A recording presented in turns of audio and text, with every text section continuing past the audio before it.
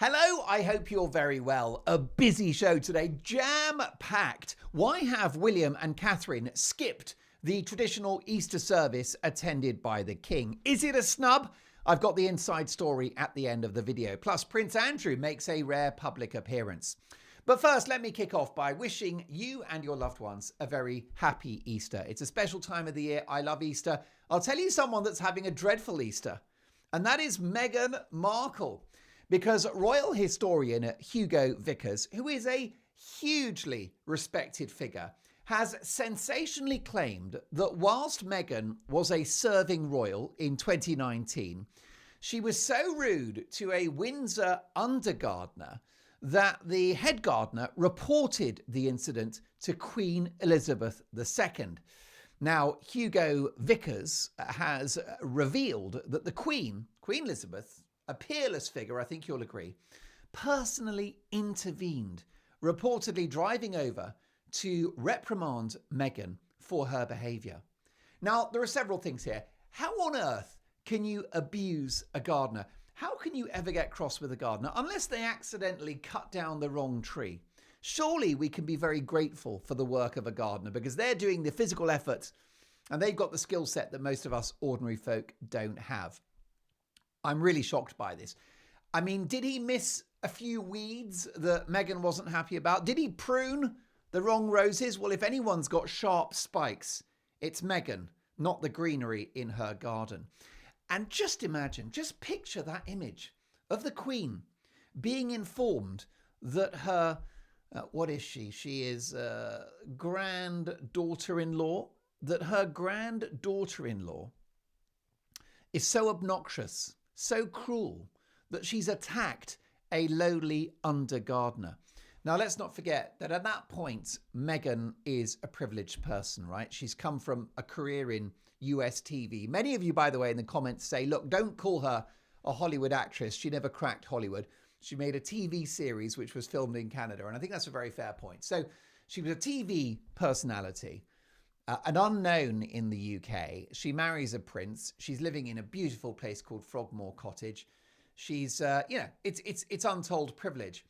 And yet she feels that it's appropriate, allegedly, to attack an undergardener whose salary, I mean, what do you think a royal undergardener makes? That's not the gardener, that's the undergardener, probably with the menial duties like sort of shaking out the soil and dealing with leaves and that kind of thing, raking the grounds.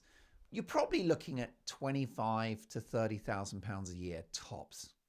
And yet Meghan allegedly tears a strip of this poor undergardener that I'm going to assume is a bloke because she's got a history of making grown men cry. She certainly made a grown man miserable in Prince Harry, the world's least happy millionaire. But this is such a shocking story. So think of Meghan's rank, think of her position, think of her privilege. And she has a go at a guy that's basically on the minimum wage, whose job it is to get muddy and do the menial tasks in the garden that no one else wants to do. It is the lowest of the low to attack somebody at the bottom end of the professional ladder. But I think that's very revealing of the character of Meghan Markle. Can you imagine what went through the Queen's mind? This is a woman that is she is a symbol of probity and integrity and tact and respect and decency. Can you think of a moment in her entire life when the Queen ever put a foot wrong? There was some controversy about her reaction to Diana's tragic death in Paris, but that wasn't her being cold and frosty or not reading the room. That was her honouring protocol and tradition, which is, by the way, what her job was. By the way, cheers, got the older. I can't lie, it's not decaf today. It's sparkling water because I am on a bit of a cleanse. I need to be cleaned up, folks. I'm nearly as toxic as Duchess Difficult.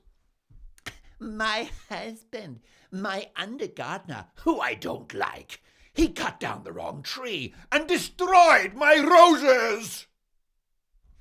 So, the idea that the Queen had to deal, what did she think? What did Queen Elizabeth think when she has a meeting with her gardener and the gardener says, I'm sorry, ma'am, but your daughter-in-law, your granddaughter-in-law, has viciously attacked an undergardener, a menial figure. By the way, this will be a local lad, right?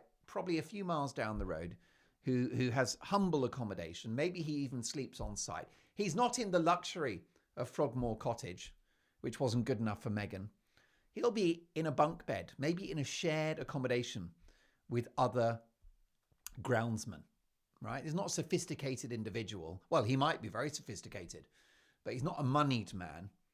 He's a lowly undergardener. In fact, I'll be honest with you, I'd never heard the term undergardener before. I think that's a bit harsh, isn't it? I think we should upgrade the title to junior gardener or sort of, deputy groundsman or something. Undergardener is a bit like sort of the underclass, isn't it? I'm not loving that. I would never want to be the under anything. But look, so what's happened is that Meghan has allegedly torn a strip off this undergardener. Like I say, I cannot compute how you could ever get angry with a gardener. Whenever I've had encounters with gardeners, I'm always impressed by them. They're fresh-faced people, aren't they? They're fit, they're quite strong. Their whole lives are spent outside, so they've got kind of a really healthy complexion. Gardeners have a glow, don't they? It's probably the healthiest job you can do, and it's hard work, especially if you work for Meghan. By the way, the other thing is, who the heck did she think she was? In 2019, allegedly yelling at undergardeners. She's just come into the royal family. She's just come into the UK. She's new to the whole scene.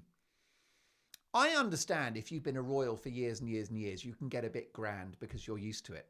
Like Andy, Prince Andrew, Randy Andy. I've got a very close royal contact that's provided security for the royals. So I should go no further, but he is a guy that's had his finger on the pulse. He's been in the room. He's seen all of the royals at close quarters. And he's told me, and this is a very well-placed source, that Prince Andrew is very pompous, very arrogant, very rude. But you know what? He's Prince Andrew. He's the late Queen's son. He's a privileged guy. I mean, that's what happens to you if you're born with a silver spoon in your mouth.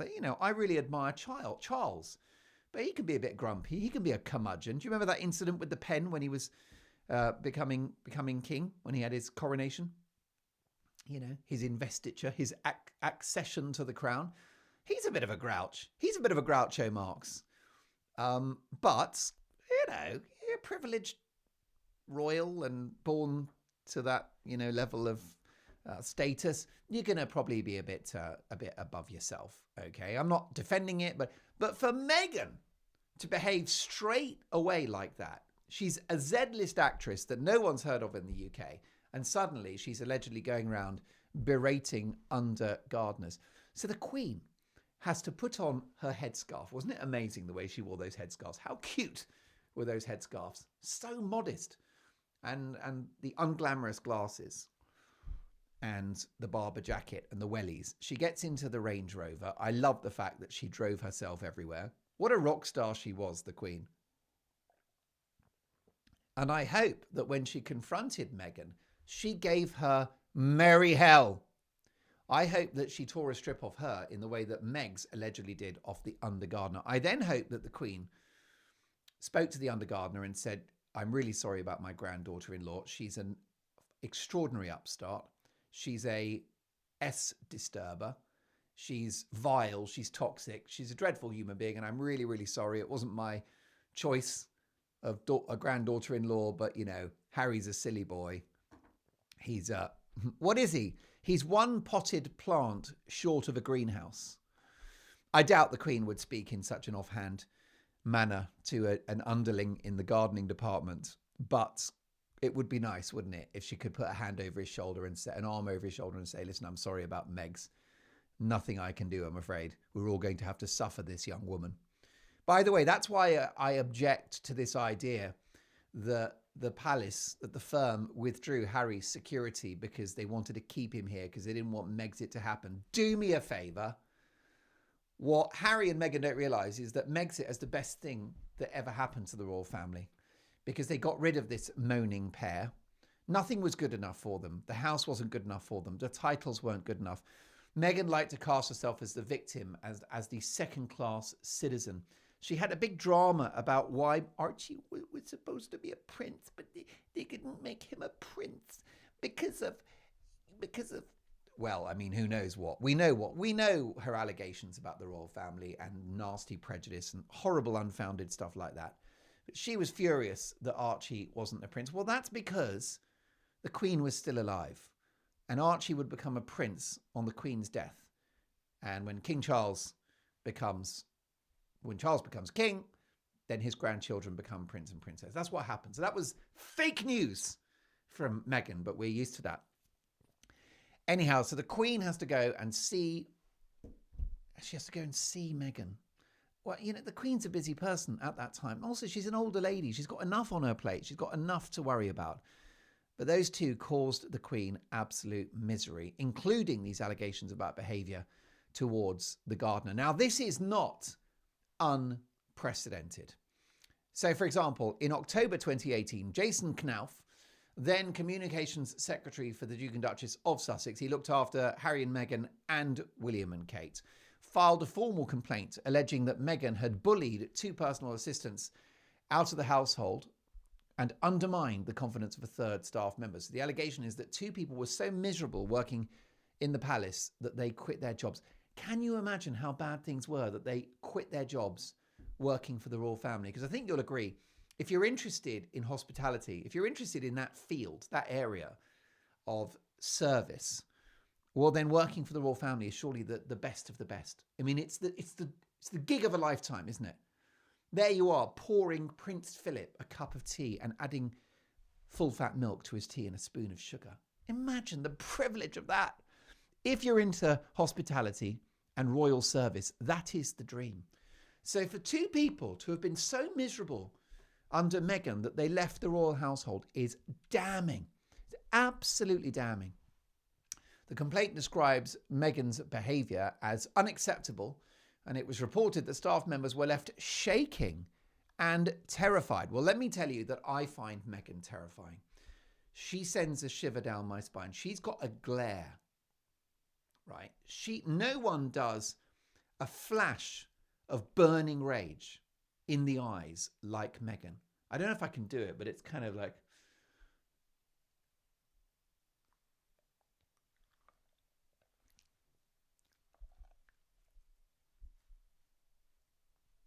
And poor Harry probably gets that every morning before she's had her coffee. By the way, if you are sight impaired, get a loved one to describe those faces, but they were ugly, gurning faces, demonstrating the ugly truth about this young woman, which is that she is a bully, an outrageous... But imagine staff members feeling shaken and terrified as a result of this pint-sized narcissist that is Megs. I mean, she's only this diminutive little thing, but oh boy, has she got some acid in her. The complaint was reportedly shared with Simon Case, Prince William's private secretary at the time. I mean, can you imagine, so William's been brought into this. You've got private secretaries. You've got the Queen, one of the greatest figures of British history, dragged into this bullying row.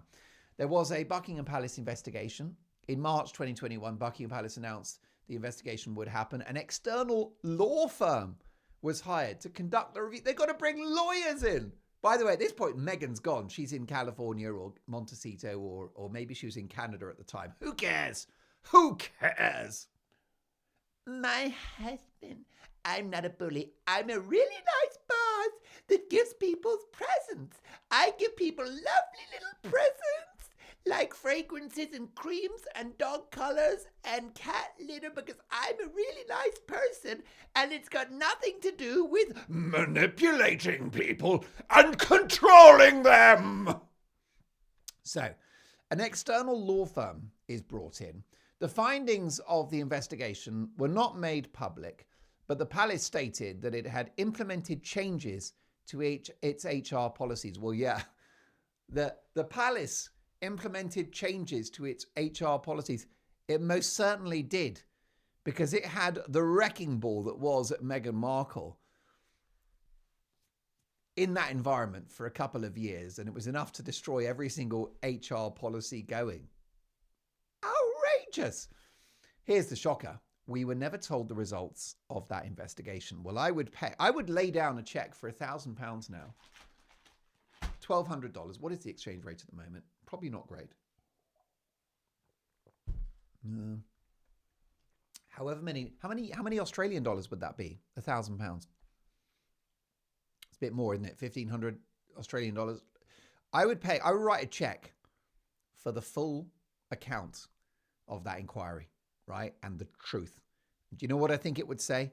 If I could get hold of it, it would say that Meghan bullied her staff. But look, she denies the allegations. It's important not to have the trial of public opinion. But I will tell you, I will offer you the background to this. Look at the turnover of staff on the watch of Meghan and Harry.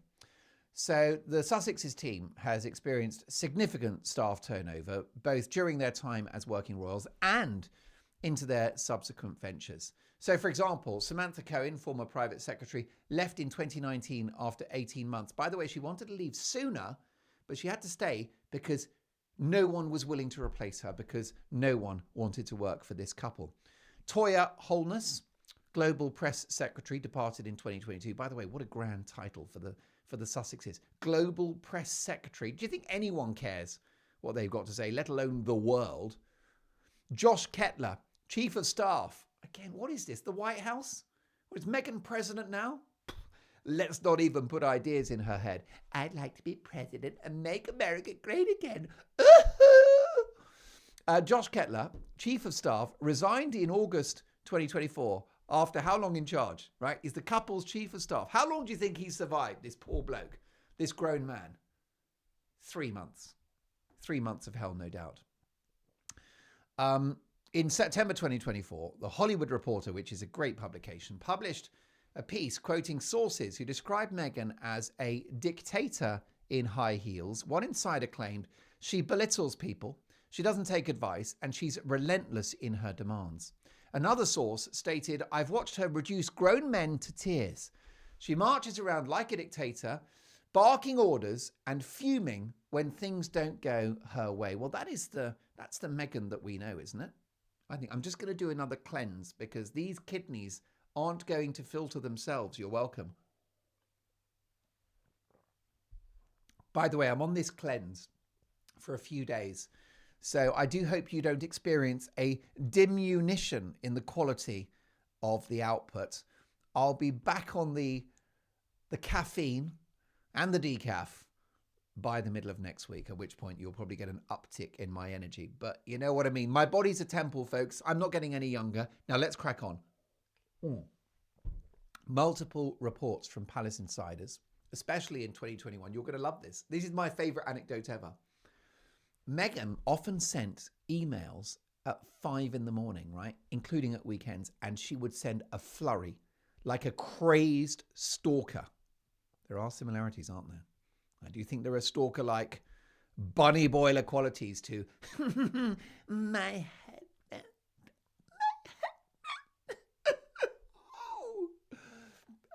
Imagine getting emails from the boss at 5 a.m. What is she doing up at that time? Well, when you're intent on global domination, you've got to start early. Meghan, right? I know that this video is critical of Meghan, but I'm always going to say it, and many of you won't like it, but I admire the woman's tenacity. She is a genius at getting what she wants. She is. It's unbelievable. What's she got? She's not a talented actress, but she managed to become a TV star in America, made a few quid. She's not the world's most beautiful woman, but she's done modeling assignments. She's not the world's most eligible, wasn't the world's most eligible single woman, but she comes to London an unknown and bags Prince Harry, whose parents were King Charles, Prince Charles at the time, and Lady Diana. Now she's making millions from Netflix. We're all talking about her. She is smashing it.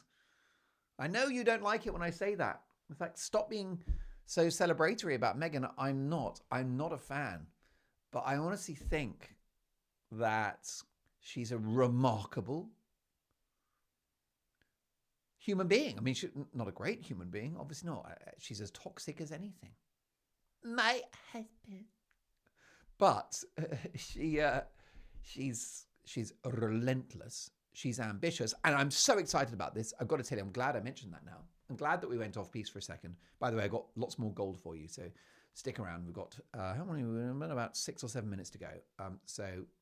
But before we do that, Tom Bower. Do you know Tom Bower? The author of this book. Look at that. This is my work. This is my commitment to you folks. I'm rereading Revenge by Tom Bower at the moment. Tom Bower is a very good friend of mine. He's an absolute gentleman. He's one of the world's most respected journalists. He writes those devastating biographies in which he drops lots of truth bombs, including in Revenge. And he is planning a second book about the Sussexes. It's going to be explosive reading, and I'm going to ask Tom to come on the show. And I'm so excited about that. I do want to do more interviews, by the way. There is a plan to get some interviews going. I really want to do that. It's only that this couple give me so much material. It's like I've got, the show's dominated by what's happening over in Montecito and elsewhere.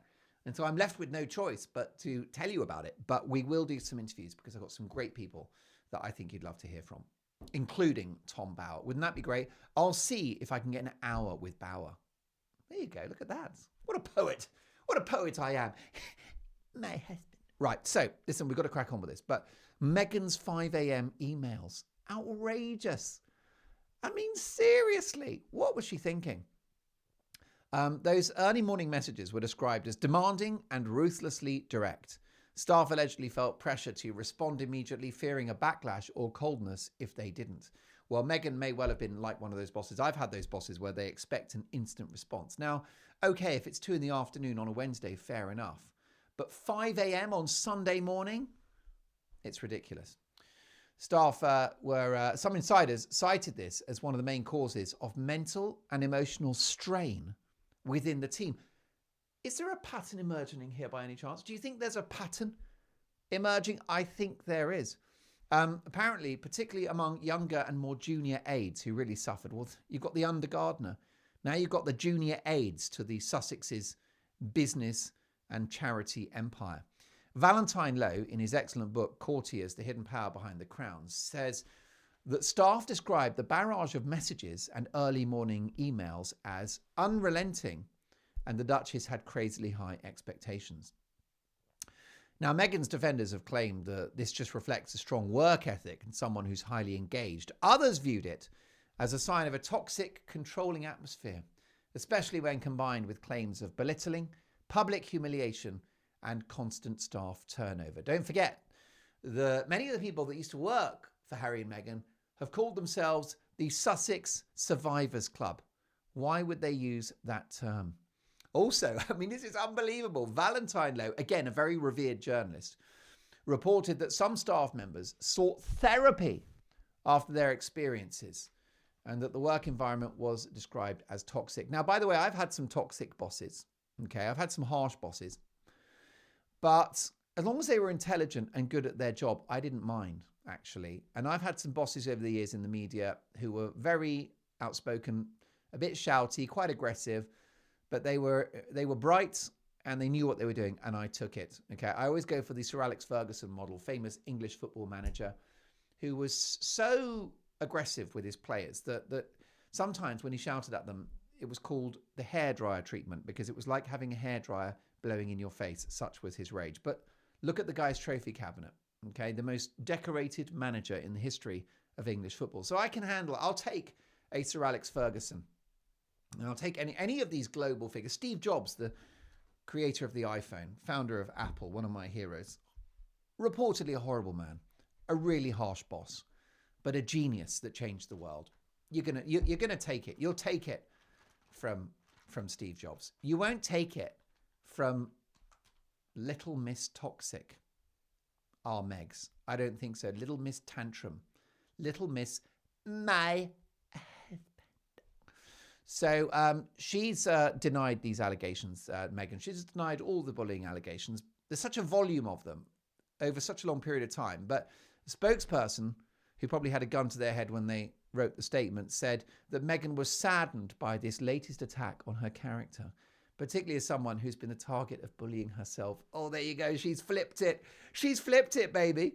Her legal team has also described the claims as part of a calculated smear campaign. Outrageous. It's too... By the way, I'll give you, before we get to the Easter news, in her 2025 Netflix series We'd Love Meghan, of which there is a full review on the Mark Dolan show of each episode. If you haven't seen them, do go back and watch them. I think they're quite fun. I hope so.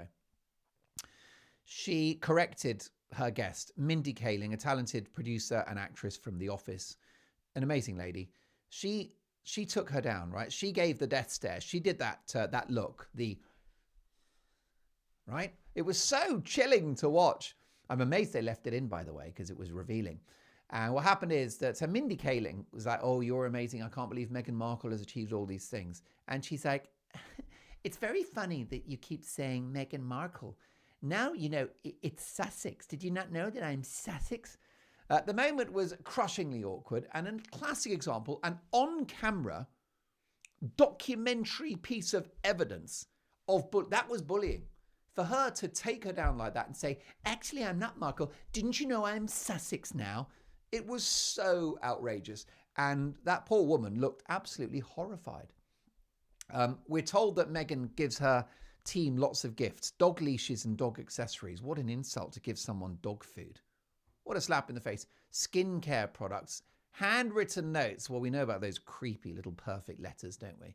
Holiday and birthday gifts, clothes from her partnerships, stuff she couldn't sell, let's be honest. Supporters argue that these acts of kindness are, Meghan being a generous, thoughtful boss. But former palace aides have said the gifts were part of a pattern of manipulation and control, essentially rewarding staff who were in with her and freezing out those who challenged or displeased her. This fits with the narrative that she's warm and effusive at first, then turns cold when crossed. One anonymous source in Vanity Fair said, she gave us skincare products and dog leashes, yes, but when something went wrong, you were invisible. You didn't exist anymore. Well, we know that there are lots of invisible people in Meghan's life. Piers Morgan, her friend who introduced her to the London social scene. Her siblings. The British people. The royal family who welcomed her so much. And of course, her own father, Thomas Markle, who hasn't even met his grandkids. So he knows all about not existing anymore. And so this encapsulates the duality of her personality. Warm when pleased, punitive when challenged. Ouch. There you go. Folks, before we go, let me give you a little bit of intel on the Royals Easter Sunday service. What a lovely occasion that is. King Charles III and Queen Camilla led the royal family in the traditional Easter Sunday service at St. George's Chapel, Windsor Castle.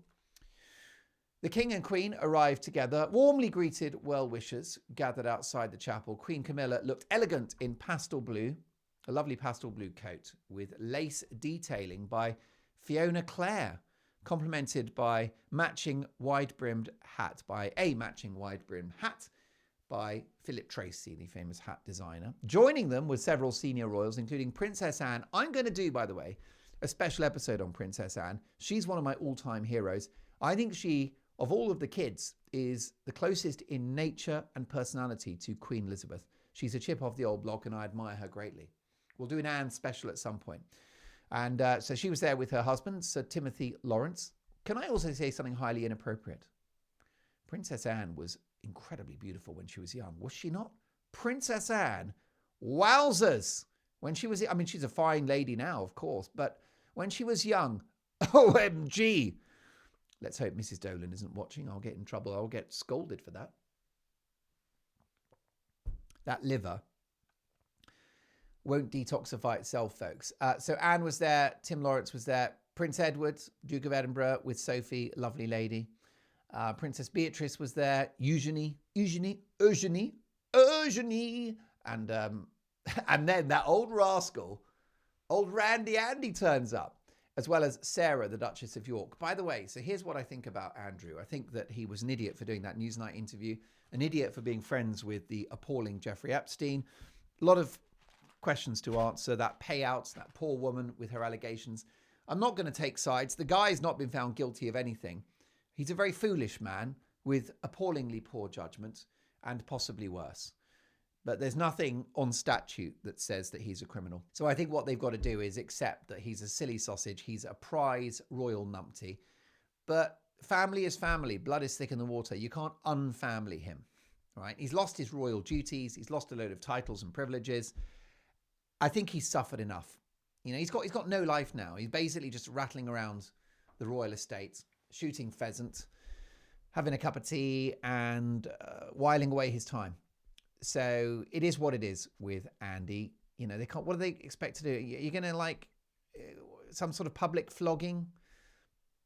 No, I think Charles has got it about right, which is that he's put him under pressure regarding his expensive royal accommodation. Charles doesn't want to bankroll his profligate life anymore, but he's still going to be and always will be the Queen's son and the King's brother.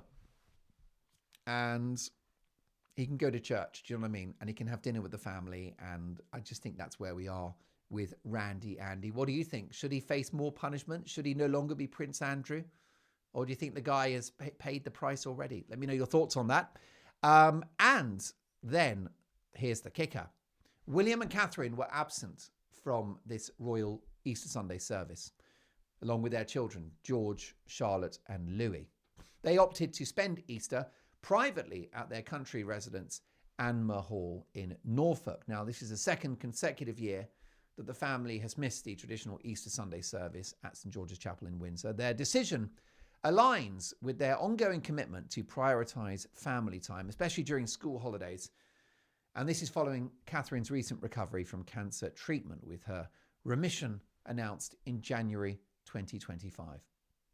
Let me tell you, they've made the right decision. Just think of the year that they've had. So Catherine was full on battling cancer last Easter. She's still not 100%. She's out of the cancer now. Thank God she's in remission. But you know that treatment, what a toll it takes on the body. Also, they've got to make sure it stays in remission, that she actually does make a full recovery, that it's monitored. The body is depleted. It probably takes a couple of years to recover from that sort of illness and the treatment that followed. So she's frail, okay? She looks great. She's stunning. She's got back to royal duties, not full time, but she's just dipped her toe in the water with the kind of classy elegance that she's famous for. But she's not 100%. So she should be resting over Easter. She should be having quality time with her kids. And in their lovely Norfolk estate, that's perfect. And time for William and Catherine to be together and enjoy being husband and wife, and for William to enjoy having a healthy wife again, who's able to enjoy his company and focus again on that marriage and invest in that relationship, which is what holds the whole thing together. So they've done the right thing. Charles will not be in the least bit bothered. He'll completely understand. No doubt they'll speak over the phone. Do the royals do FaceTime? I wonder. One has an iPad, which one uses from time to time. Who knows? But they've made the right choice. It's not a story. It's not a drama. And frankly, they'd be within their rights to do the same thing next year and really wait for the dust to settle before having a more public Easter. The service, by the way, featured traditional hymns and readings, concluding with a blessing and the national anthem. Afterwards, the King and Queen greeted members of the public, with Queen Camilla receiving a bouquet of pink and peach roses from a young girl. I bet you that when she received those lovely flowers, Queen Camilla said, "Thank you so much." And that what she didn't do is what Meghan Markle allegedly did to the under-gardener, which is to say, "What have you done with my roses? How dare you? I will destroy you. You are only an under-gardener, and soon, on my watch, you will be a non-gardener, banished beyond my kingdom." Could be what she said. There you go. Folks, I wish you a happy Easter. It's a lovely moment. I started the channel, The Mark Dolan Show, in January of this year. It's now April. And I'm having so much fun. And none of it would be possible without you watching, without your subscriptions and that notification bell, which means you get alerted to emergency shows. The comments, all of which I read. So yeah, it's a lovely moment to thank you for being part of this. So much more to come, I can't lie. And including, I've got to say, probably a video tomorrow, because there are already more royal dramas brewing. I will keep an eye, by the way, on other stories as well, other global stories of significance, because this show, over time, is going to be a broad palette of flavours. But it is the case that the Duke and Duchess, my husband, are headline-making machines and are providing endless, not just drama, but hopefully here and there, entertainment. Folks, I'll see you for the next video. Happy Easter. Go and have a great weekend with family and friends, and I'll see you tomorrow. Bye.